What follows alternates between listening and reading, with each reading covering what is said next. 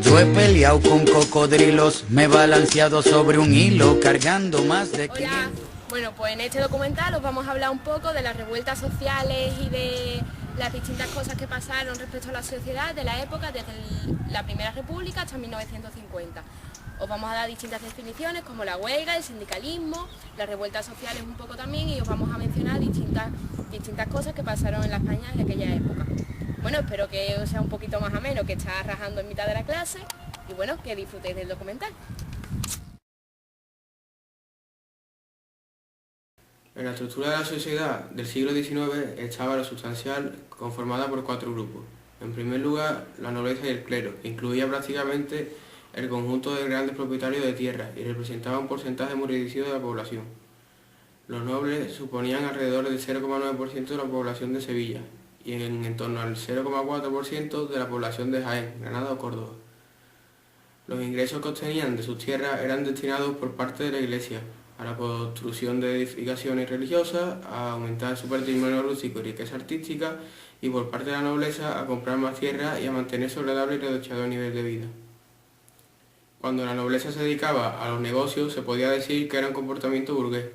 La alta burguesía estaba integrada por grandes propietarios rurales y urbanos, hombres de negocios, especuladores y comerciantes. Vivían de las rentas de la tierra, de los préstamos del Estado, de la especulación en bolsa, en los ferrocarriles. En segundo lugar, estaban los pequeños propietarios arrendatarios, o clase media, miembros de profesiones liberales, funcionarios y pequeños propietarios urbanos. Su máxima aspiración era ser propietario, aburguesarse y ennoblecerse. Era un grupo poco articulado y poco numeroso. Tenían una situación muy vulnerable, se hallaban continuamente agobiados por las deudas y a veces trabajaban también como jornaleros. En tercer lugar, el grupo más numeroso y en peores condiciones sociales estaba formado por los braceros o artesanos y los jornaleros agrícolas, clases populares. La gran concentración de la tierra dio lugar a un extenso campesinado en situación de miseria, sin apenas capacidad de consumo, sufrían una explotación despiadada, se les pagaba una miseria y vivían en el límite de su subsistencia, sobreviviendo gracias al trabajo de mujeres y niños. Las casas eran pequeñas, vivían concentrados en barrios sin servicio de alumbrado, ni agua, corriente ni alcantarillado. Esto imposibilitaba el nacimiento y el desarrollo de un mercado anterior que motivara la conformación de un proletariado artesanal significativo. A principios del siglo XIX, la población activa se diferenciaba entre el norte y el sur de España, ya que en la zona septentrional el número de personas que ejercía como jornalero era mucho menor. En Asturias y el País Vasco, la figura del jornalero era casi desconocida, debido a la concentración de la tierra.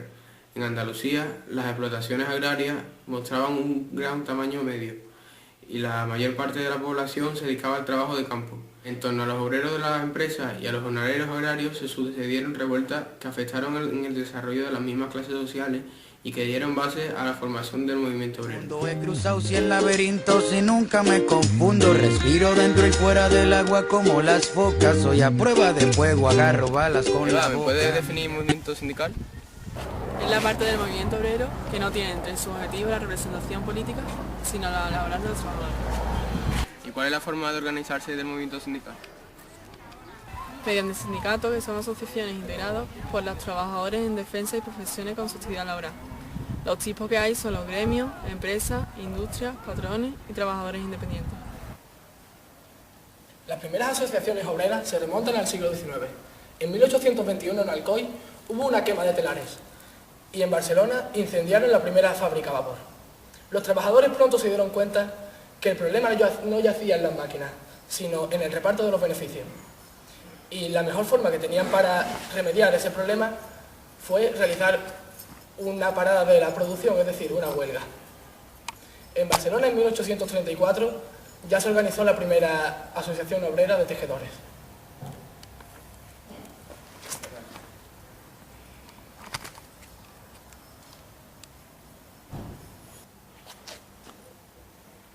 Las libertades políticas ocasionalmente acaecidas durante el sexenio democrático provocaron un impulso para el movimiento obrero en España, y anteriormente ya se habían dado las primeras manifestaciones del sindicalismo en España, en el sector textil en Cataluña y en el sector agrario en Andalucía.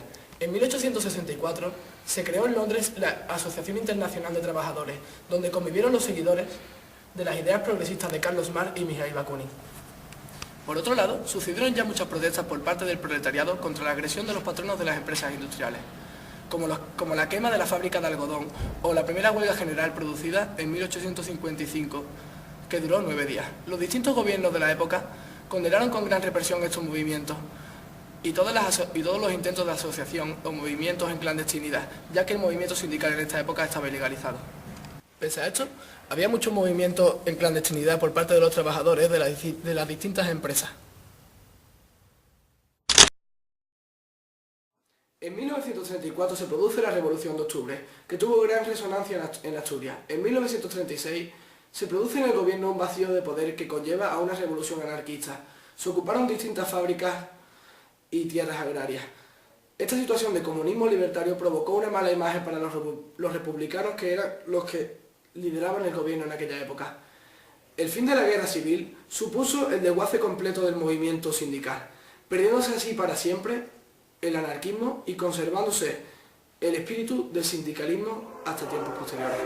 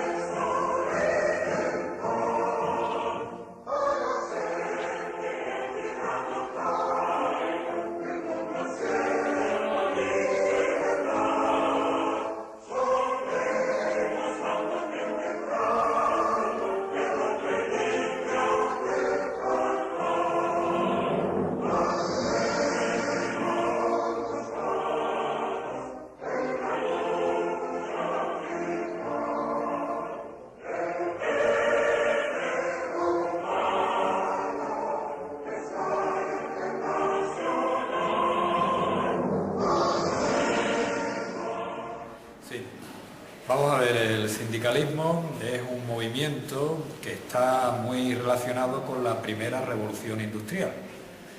Como sabéis, la primera revolución industrial significó un cambio muy fuerte en las condiciones de vida y de trabajo de los asalariados. Entonces, obviamente, ellos, que no estaban contentos con las nuevas circunstancias, tuvieron que organizarse, y ya se sabe que la unión hace la fuerza. Entonces, como consecuencia de la primera revolución industrial, los obreros deciden unirse, deciden enfrentarse a los empresarios para conseguir unas mejores condiciones laborales y sociales. Este sindicalismo, este movimiento de reivindicación, pues ha variado mucho a lo largo de las épocas. Ha habido momentos históricos en los que esa lucha ha estado prohibida o incluso controlada, y en las épocas de libertad, pues el sindicalismo ha logrado unas conquistas que disfrutamos hoy en día. Leer las instrucciones, hablo todos los idiomas, de todos los abecedarios, tengo más vocabulario que cualquier diccionario. Os voy a hablar del concepto de huelga y comenzaré hablando de la industria. Debido al surgimiento de la industria, empieza a aparecer las fábricas y a partir de ahí los proletarios y los patrones. Esta relación era algo polémica debido a que el proletariado estaba condicionado por un horario de trabajo muy duro durante todo el año, de aproximadamente entre 12 y 14 horas, donde el trabajador depende completamente de su salario y que condiciona por completo sus condiciones de vida.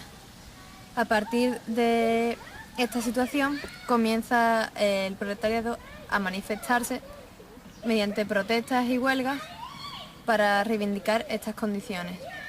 Y a partir de aquí comienza el concepto de huelga como tal, que se puede aplicar también en la actualidad. Y es la huelga la paralización temporal de la actividad laboral de una colectividad más o menos numerosa para reivindicar derechos y condiciones laborales. Normalmente lo que se busca con estas reivindicaciones es conservar el puesto de trabajo, reducir la jornada o mantener o subir el salario. Una de las principales huelgas que tiene cabida en España se refiere a las revueltas mineras de Asturias, que comienzan desde 1890 con numerosos conflictos. Y entre ellas destaca concretamente en 1934 la Revolución de Asturias, donde casi 30.000 mineros del Ejército Rojo Asturiano sufrieron una represión del gobierno muy importante. Se trata de un conflicto armado, por lo tanto un levantamiento que tuvo enormes pérdidas humanas, además de materiales. Bueno, mi compañera Irene os ha contado un poco lo que es la huelga, su definición, y yo os voy a hablar de la Semana Trágica de Barcelona, que estuvo comprendida desde el 25 de julio hasta el 1 de agosto de 1909. Las calles de Barcelona quedaron en manos de los radicales socialistas, de los anarquistas, y bueno, todo comenzó porque las industrias españolas estaban sometidas por grandes industrias que no dejaban llegar los distintos materiales como el hierro y otros materiales que necesitaban para su fabricación. Entonces esas pequeñas empresas empezaron a quejarse y a reivindicarse. Por otra parte, estaban los reservistas, que eran padres de familia, que no podían pagar los 6.000 reales que necesitaban pagar para no asistir a la guerra contra los moros. Al no poder pagarlo y tener que asistir a tal guerra, tuvieron que dejar a su familia sin ningún tipo de sustento y podían morir en la propia guerra. Por eso, los socialistas, los radicales y los anarquistas, como hemos dicho anteriormente, convencieron a estos reservistas y junto a ellos empezaron a hacer una revuelta y proclamando una huelga general. El 18 de julio de este año, Pablo Iglesias intentó proclamar una huelga general contra la guerra a favor de la paz. Pero la situación empeoró el 21 de julio, cuando los radicales pidieron a la Secretaría General de Madrid una huelga general en toda España. El 24 de julio de este mes, en Barcelona se creó un comité de huelga formado por los anarquistas, por los socialistas y distintos radicales, junto a UGT, recopilando dinero para poder tener así el dinero para la resistencia a las clases armadas.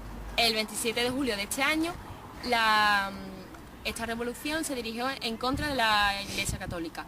Estos revolucionarios empezaron a quemar iglesias, conventos, incluso exhumaron los cuerpos de distintos cementerios y los dejaron en mitad de la calle. Imagínense lo que tiene que ser una persona andando en 1909 por la acera de una calle cualquiera, de la Rambla de Barcelona, por ejemplo, y encontrarse a cuerpos de curas, de monjas.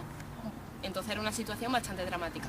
Después, por otra parte, también empezaron a quemar no solo ya tanto iglesias católicas o colegios religiosos, sino también empezaron a volcar tranvías, a destruir la propia calle de Barcelona. Bueno, pues esta situación no podía seguir más adelante, entonces lo que es la Guardia Civil e incluso el Ejército se organizaron para poder dar fin a esta revolución. Esta revuelta terminó de la noche del 31 de julio al 1 de agosto. Hubo muchos militares muertos, entre ellos varios cargos importantes, y unas 75 personas de clase media. Alrededor de 450 personas fueron juzgadas, 17 de ellas condenadas a muerte, pero realmente solo 5 llegaron a ejecutarse.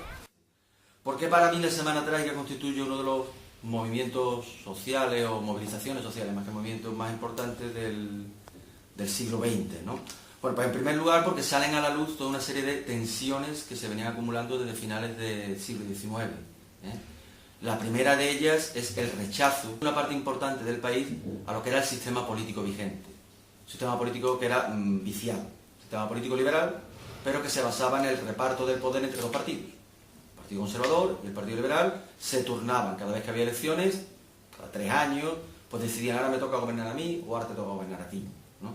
Bueno, pues es llamativo que precisamente en Cataluña, que es donde más virulencia, bueno, donde realmente ocurren los acontecimientos de la Semana Trágica, desde hace algún tiempo los partidos dinásticos, el liberal, el conservador, los que se repartían el poder, habían desaparecido del mapa político.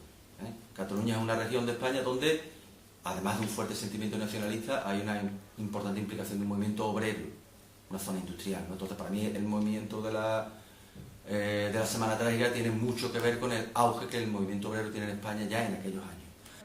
Bueno, pues acerca del derecho de huelga, yo estoy totalmente a favor de él, además es un derecho recogido en la Constitución y me parece que es fundamental en el siglo XX, ha sido fundamental para conseguir el bienestar social adquirido por las clases trabajadoras en Europa, y ahora en estos tiempos que corren de crisis debería ser un derecho ejercido cada vez más intensamente por la población para no perder todo lo que con tanto esfuerzo y tanto trabajo se ha conseguido durante estos años.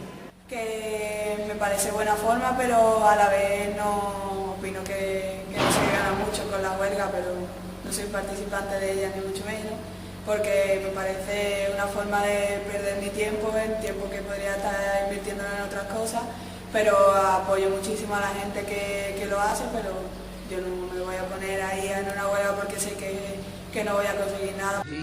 Todo lo que hago lo hago por ti.